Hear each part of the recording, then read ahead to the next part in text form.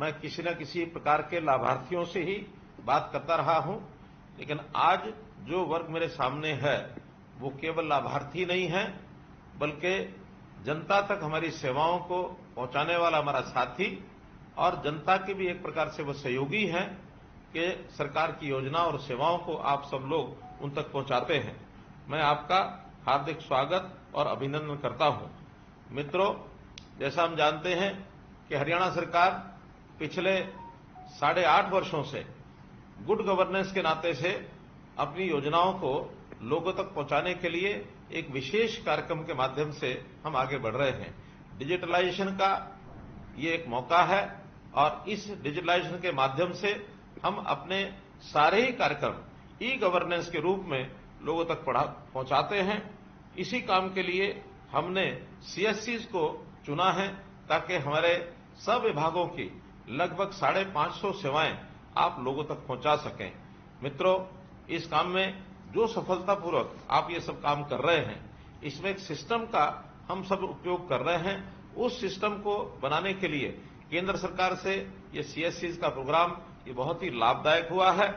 आप लोग अपने भी धनोपार्जन के लिए, अपने भी एक प्रकार से रोजगार के लिए इस काम को जब अपनाया था तो शुरू में ऐसा लगता था कि ये सेवाओं के माध्यम से आप उतना पैसा शायद अर्न नहीं कर सकेंगे। हमने कुछ सरकारी सेवाएं भी आपको उस समय दी थी, लेकिन धीरे धीरे इन सेवाओं का जैसे जनता उपयोग करने लगी तो उसके जो चार्जेस थे उसका सीधा सीधा लाभ आपको भी होने लगा। और जो मेरी जानकारी है, लगभग 50,000 से लेकर के 1 लाख रुपए तक भी मासिक कमाने वाले और हमारे सीएससी सेंटर्स हैं। ऐसे मौके पर कभी कभी हमको शिकायतें भी मिलती हैं कि जो निश्चित चार्जेस तय किए गए हैं, कभी कभी उनसे ज्यादा चार्ज लेने की भी बात कुछ लोग करने लगे हैं। मैं मानता हूं कि सब लोग ऐसे नहीं होंगे, लेकिन कुछ सीएससी से ये शिकायतें प्राप्त हुई हैं। इसके लिए मेरा निवेदन है, क्योंकि जो जनता इससे लाभान्वित होने वाली है वो गरीब जनता है और उस गरीब जनता से जितना पैसा निर्धारित किया गया है उतना ही लेना चाहिए, उससे ज्यादा पैसा उससे हम नहीं लेंगे और निश्चित रूप से इससे आपका भी मान सम्मान बढ़ेगा। डिजिटल इंडिया का ये जो अभियान है, प्रधानमंत्री नरेंद्र मोदी जी के माध्यम से जो गति पकड़ी है, इसका उल्लेख न केवल अपने यहां देश में है बल्कि दुनिया के देश भी ये मानने लगे हैं कि इस गति से जो डिजिटल इंडिया का अभियान आगे बढ़ रहा है, बहुत से देश तो इसके ऊपर अध्ययन करने के लिए भी आगे बढ़े हैं।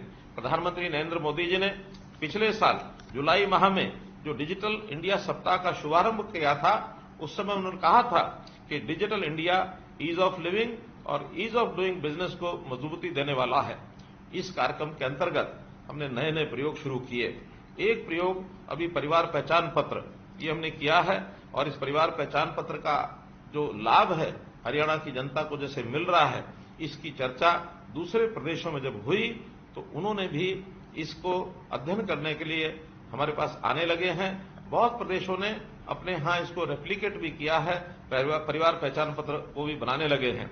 न केवल देश में बल्कि बाहर से भी लोगों की एक जानकारी लेने की इच्छा जगी है कि परिवार पहचान पत्र क्या है।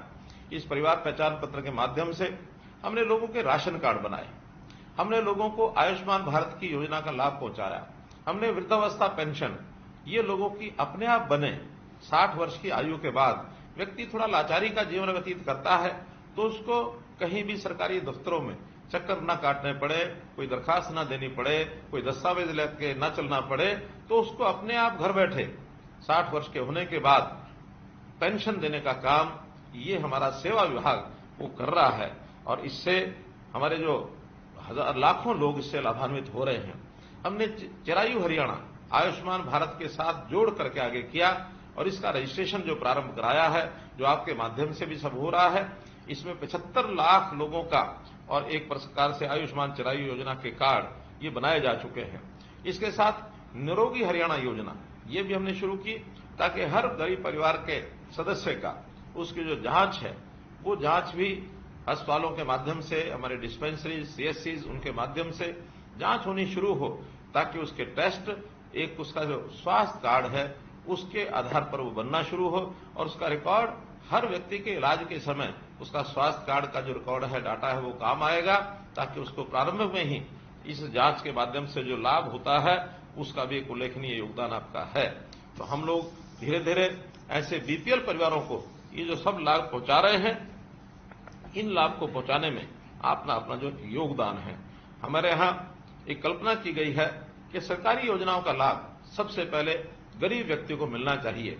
इससे पहले क्या होता था कि योजनाएं तो गरीब के लिए बनती थी, लेकिन उसका लाभ उठाने के लिए गरीब को छोड़ करके बाकी लोग जो थोड़ा दबंग वृत्ति के होते थे, जो योजनाओं का लाभ उठाने में बहुत ही माहिर होते थे, वो सब जाकर के योजनाओं का लाभ उठाते थे और गरीब आदमी पंक्ति में खड़ा रह जाता था। लेकिन अब चूंकि हर निश्चित व्यक्ति को उसका लाभ ये अंकित है कि इसको क्या मिलेगा, उसको सूचना दी जाती है कि ये लाभ आपको मिलेगा। उस लाभ को लेने के लिए वो आता है और आपके यहां सीएससी सेंटर्स पर वो सूचना देता है और उसके हिसाब से आप ऑनलाइन फॉर्म उसका भर के दे देते हैं। एक बहुत बड़ा लाभ उसको होता है। हमेशा सीएससी की तरफ वो देखता रहता है। जब भी उसको योजना को लेनी होती है उसका ध्यान सीएससी की तरफ जाता है। सीएससी का काम एक प्रकार से हमारे यहां भले ही नया है लेकिन बहुत सक्सेसफुल तरीके से आगे बढ़ गया है। वो आपकी दुकान को सीएससी के नाते से जानता है। हमने अटल सेवा केंद्र आस्क नाम से भी उसका नाम प्रचलित करना शुरू किया था, लेकिन फिर भी जब भी पूछो कि कोई सेवा कहां मिलेगी, सीएससी पर मिलेगी। तो सीएससी का मान सम्मान ये बहुत बढ़ गया है। इसका जो लाभ उनको निरंतर ऑनलाइन मिलता रहे, इसलिए आपकी व्यवस्था जितनी बढ़िया होगी उस व्यवस्था के नाते से आप लोग जो उनकी सेवा करेंगे। और इस नाते से जो जानकारी मुझे दी गई है कि लगभग 30 से 35 हजार सीएससी के ऊपर ये सेवा उनको दी जा रही है। आप लोग साक्षरता के अभियान को चलाने वाले एक प्रकार से डिजिटल सक्षम भी हैं और साथ में साक्षर भी हैं। साक्षर व्यक्ति, पढ़ा लिखा व्यक्ति जब इस प्रकार से काम करता है तो उसका निश्चित रूप से लोगों में एक सम्मान बढ़ता है। पिछले 5 मास में इस डाटा का जो उपयोग करने वाले जो लोग हैं, जिनको हम सेवाएं दे रहे हैं, 9,36,000 गरीबों के स्वास्थ्य की जांच हुई है। 62 लाख लोग lab test 62 lakh lab test ये सब किए गए हैं। तो ये सब आखिर तो इस हिसाब से हुआ है। परिवार पहचान पत्र के हिसाब से जन्म मृत्यु इसका पंजीकरण भी हमने किया है, ताकि जन्म और मृत्यु का जो पंजीकरण करने के बाद जो परिवारों का डाटा है वो रियल टाइम बेस्ड उसकी संख्या ये हमारे पास होती है। बच्चे 0 to 6 ये जो बच्चे हैं इनका हम अलग से हमारा जो WCD डिपार्टमेंट है उसके माध्यम से उनकी चिंता करते हैं, उनका ख्याल करते हैं। 6 से लेकर के 18 वर्ष तक की आयु के जो बच्चे हैं उनका स्कूल की शिक्षा में उनका कितना दाखिला किस स्कूल में हुआ है। कुछ बच्चे जो न प्राइवेट स्कूल में जाते हैं न सरकारी स्कूल में जाते हैं, आखिर उनकी तलाश करना ये भी हमारे लिए इसी के माध्यम से संभव हो पाया है। इसी प्रकार जो 18 साल से 25 साल के युवा हैं, ये हायर एजुकेशन का डिपार्टमेंट उसको जो है ढूंढता है, उसको एजुकेशन के नाते या स्किलिंग के नाते उसको काम में लगे ये प्रेरणा दी जाती है, ताकि बड़ा होकर के अपने व्यवसाय को वो कर सके। इसका भी उसको जो लाभ है इसी परिवार पहचान पत्र के माध्यम से मिलता है।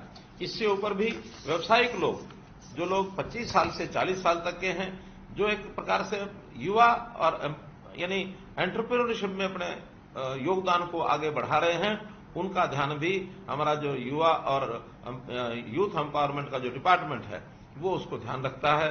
40 वर्ष से लेकर 60 वर्ष से ऊपर के लोग, सेवा विभाग इनकी चिंता करता है, ताकि उन लोगों की कोई समस्या है उसको भी हम ध्यान रखें। उनकी पेंशन बनी है अथवा नहीं बनी है इसकी हम चिंता करें।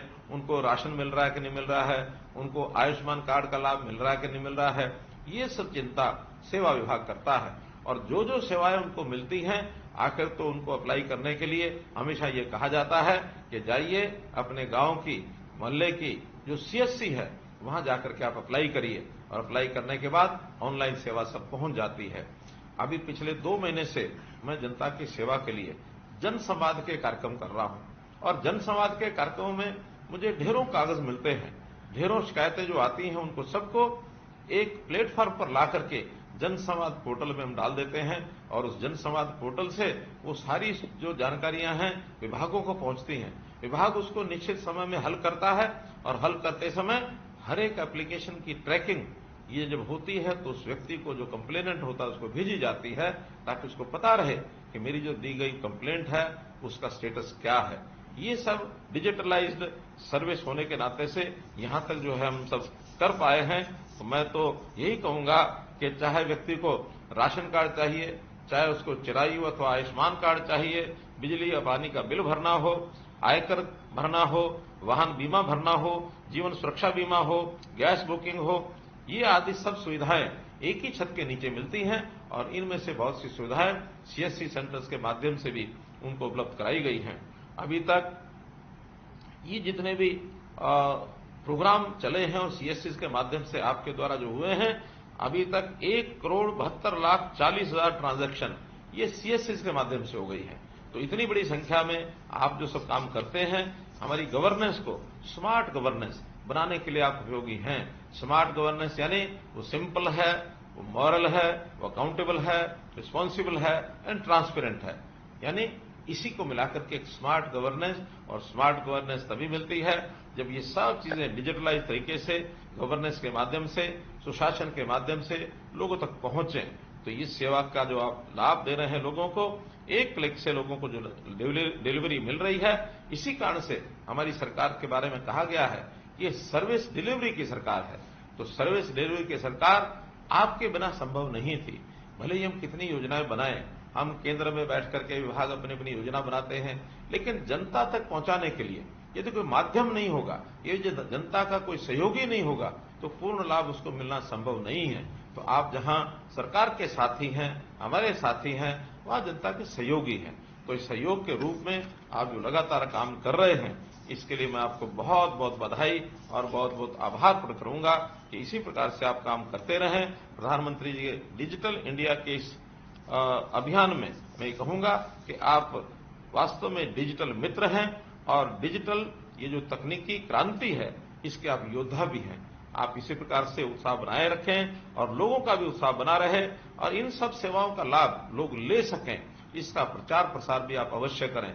बहुत से ऐसे जो लोग होते हैं, सरकारी योजनाओं का लाभ शायद उनको पता नहीं होता कि किस प्रकार से वो लेकर रख सकते हैं। तो आप अपने यहां केंद्रों पर निश्चित रूप से यदि कुछ डिस्प्ले बोर्ड लगा सकें कि ये सरकार की योजनाएं हैं जिसका लाभ उनको आप दिलवा सकते हैं, तो इसका बहुत बड़ा आपका योगदान होगा। इसी शब्दों के साथ मैं आपका बहुत बहुत आभार प्रकट करूंगा कि इस अच्छी सेवा के लिए आपने अपने आप को झोंका हुआ है, अपने आप को लगाया हुआ है। बिना किसी संकोच के आप आगे बढ़ें, यही मेरी ओर से आपका बहुत बहुत धन्यवाद, बहुत बहुत आभार।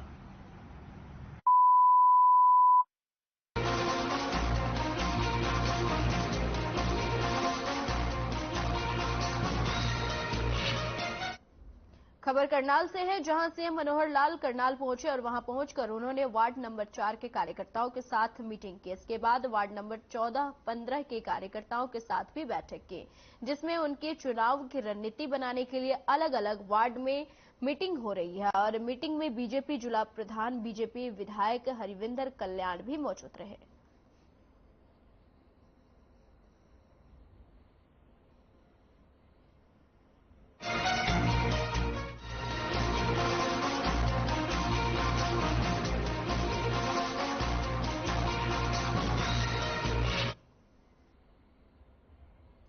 सूरजमुखी पर 1,000 रुपए भावांतर भरपाई योजना के तहत देने का मसले चंडीगढ़ में हरियाणा सरकार और भारतीय किसान यूनियन चढ़नी के बीच बातचीत हुई। हरियाणा के शिक्षा मंत्री कंवरपाल गुर्जर ने बैठक की अध्यक्षता की। इस दौरान किसान नेता गुरनाम सिंह चढ़नी अपने शिष्टमंडल के साथ बैठक में शामिल हुए, लेकिन बातचीत में कोई समाधान नहीं निकला। और बैठक के बाद शिक्षा मंत्री कंवरपाल गुर्जर का बयान सामने आया है, जिसमें उन्होंने कहा है कि किसानों के साथ आज की बैठक सकारात्मक माहौल में हुई।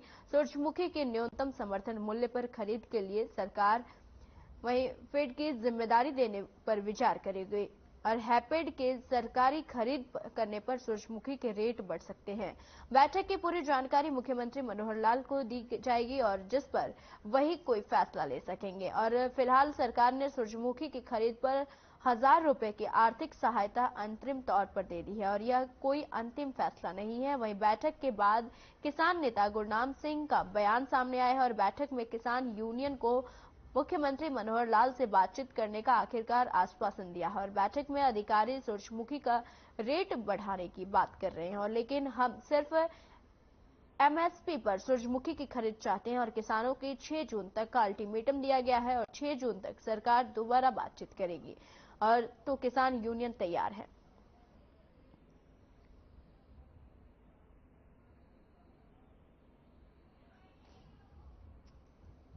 देखिए, उस पर कोई बातचीत नहीं अभी हुई, तो लेकिन ये अब वो बात शुरू ही नहीं हुई यहाँ। अभी तक बात जो थी वो उनकी तरफ से जो बात रखी गई, उनका कहना था कि भाई एमएसपी पे खरीद होनी चाहिए, क्योंकि एमएसपी सरकार ने घोषित किया। और हमारा प्रयास रहेगा कि हम एक प्लेयर बीच में लाएं ताकि उसके रेट अच्छे हों। कुछ रेट डाउन है अब की बार, पिछली बार काफी अच्छे रेट थे, किसानों को काफी अच्छा पैसा मिला था, और हमारा प्रयास रहेगा, किसानों के हित में रहेगा हमारा प्रयास। देखिए, अभी बात करेंगे, लेकिन हमारा प्रयास है कि एफिड खरीद करेगा, और एफिड की खरीद करने से मुझे लगता है कि स्वाभाविक ही रेट बढ़ेंगे। मंत्री जी ने आश्वासन दिया है कि हम सीएम साहब से बात करेंगे, और पहले जो अधिकारी हैं वो इस बात पे जोर लगाते रहे कि हम जो है भावांतर देंगे, 1000 रुपया देंगे या रेट बढ़वाने की कोशिश करेंगे, मार्केट का रेट बढ़ जाए। तो अब उन्होंने आखिरी आश्वासन ये दिया है कि मुख्यमंत्री से बात करेंगे, और हमारी तरफ से जो कहना है वो ये है कि हमें एमएसपी ही चाहिए। हमारा कहना ये एमएसपी पे सरकार खरीदे, और सरकार उसको अगर प्राइवेट को बेचना है तो वहीं पे प्राइवेट को बेच दे।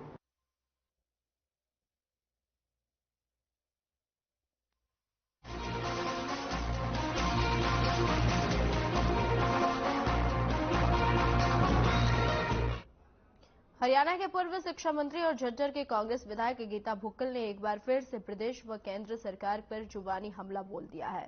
उन्होंने दोनों ही सरकारों को संदेश के कटघरे में खड़ा करते हुए कहा कि उनकी पार्टी केंद्र और प्रदेश के भाजपा और जेजेपी गठबंधन सरकार की चार्जशीट तैयार कर रही है। जल्द ही इस चार्जशीट को जनता के सामने रखा जाएगा और इस चार्जशीट के माध्यम से ही जनता को बताया जाएगा कि कैसे भाजपा और जेजेपी ने अपने चुनावी वादे पूरे किए जाने की बजाय लोगों को अन्य मामलों में उलझा कर रख दिया। और इस मौके पर भुक्कल ने कांग्रेस के हाथ से हाथ जोड़ो कार्यक्रम को लेकर भी विस्तार से बताया।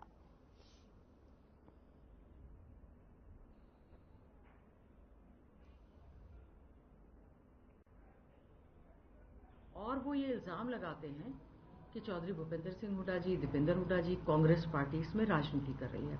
ये पहली बात तो कोई राजनीतिक मुद्दा नहीं है, ये एक बहुत बड़ा एक सामाजिक मुद्दा है, बहन बेटियों की इज्जत आबरू से जुड़ा हुआ मुद्दा है। कांग्रेस ने हमेशा साथ दिया था, देते रहेंगे, और आगे भी हमारा संघर्ष बेटियों के लिए जारी रहेगा। इतनी दुखदायी स्थिति पैदा हुई, आत्मा, मन और बिल्कुल आंसू निकलने को हो रहे थे कि जब हमारी ये बेटियां देश के लिए जो मेडल जीत कर लाए थे उनको गंगा में बहाने के लिए वो लेके गए हरिद्वार में कौन जाता है आपको पता है, प्रवाहित करने के लिए। बहुत दुख हुआ। ठीक है, उन्होंने वो मेडल नहीं बहाए, और उसके बाद ही कहा जाता है जो 15 रुपए में मिलते हैं। तो उनके खून पसीने की, उनके पेरेंट्स की, उनके कोचेस की मेहनत का क्या यही उनको सिला मिल रहा है? और आज के समय में खेल जगत में बहुत ज्यादा दुख है। जो बच्चे, जो खिलाड़ी इस समय अपने आप को तैयार कर रहे हैं और इन खिलाड़ियों को रोल मॉडल समझ रहे थे, उनके लिए तो असमंजस की स्थिति पैदा हो गई है। जब इतने बड़े बड़े दिग्गज खिलाड़ियों को न्याय नहीं मिल रहा है तो एक आम बच्चा क्या कर लेगा?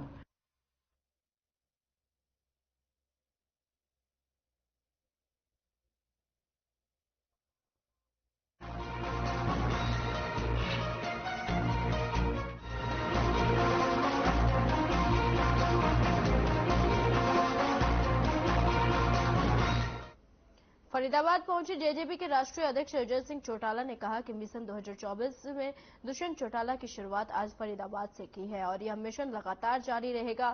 साथ ही कहा कि जनता और विधायक तय करेंगे कि सीएम किसका होगा, और अगर इसके पास विधायक होंगे और तो सीएम हमारा होगा। और गठबंधन को लेकर उन्होंने कहा कि विरोधी कहते थे कि 10 दिन भी नहीं चलेगा, लेकिन 3.5 साल से निरंतर स्मूथली आपको बता दें कि यह स्मूथली गठबंधन चल रहा है। और कार्यक्रम में पूर्व जिला अध्यक्ष और उनकी टीम नहीं पहुंची, जिसको लेकर उन्होंने कहा कि पूछेंगे कि क्या कारण रहे और वो कार्यक्रम में क्यों नहीं आए।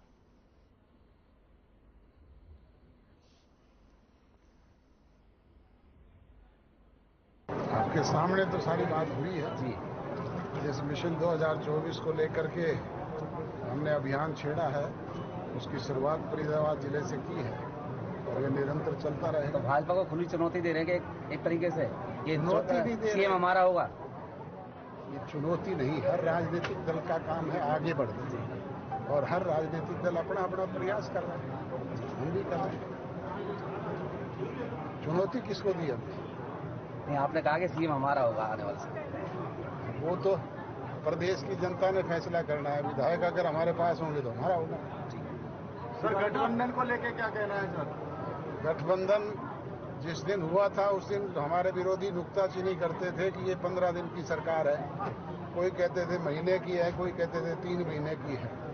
3.5 साल से निरंतर आपके बीच में स्मूथली चल रहा है और इसी तरीके से चलता रहेगा। आपने कहा अम्बाला लोकसभा चुनाव हो सकता है मध्यावधि हो जाए, तो क्या वहाँ पर जजपा का चुनाव लड़ेगा या भाजपा का कैंडिडेट लड़ेगा? ये जब चुनाव घोषित हो जाएगा तब फैसला कर लेंगे हम दोनों बैठ करके, आपको मध्यस्थ बना लेंगे। आप कार्यकर्ताओं के बीच में आए लोगों को जोड़ने के लिए, लेकिन आपके पूर्व जिलाध्यक्ष ही नहीं आए आज, ना उनकी टीम आई।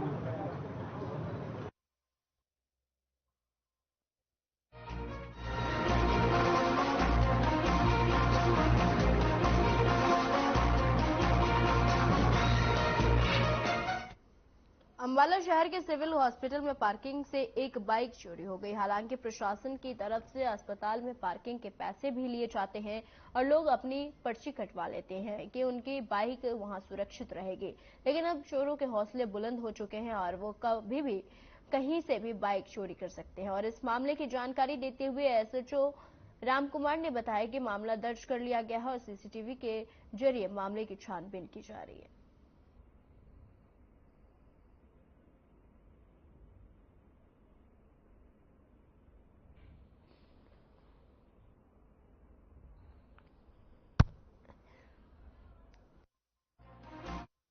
सिविल हॉस्पिटल में गया हुआ था सर, 2:15 2:17 का टाइम था। तो सर मैं अपनी बाइक ना पार्किंग में लगा के ऊपर गया था। तो जब मैं थोड़ी देर बाद नीचे आया तो वहाँ पे मेरी बाइक नहीं थी।